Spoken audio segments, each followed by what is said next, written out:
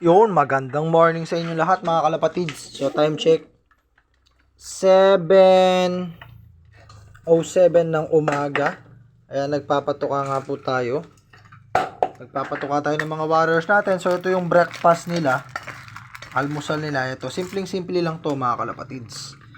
Spirulina powder, regular flour mix, probiotic. Yan. Yan yung timpla natin. Tapos nagdagdag lang ako ng oregano. Pure oregano na sariwa. Gustong gusto nila oh.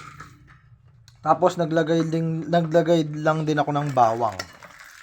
Ayan, mga kalapatids. So, available yung ating mga sangkap dyan sa Yellow Basket, mga kalapatids ha. Huwag niyong kakalimutan mag-check out. Simpleng-simple lang yon. Probiotic.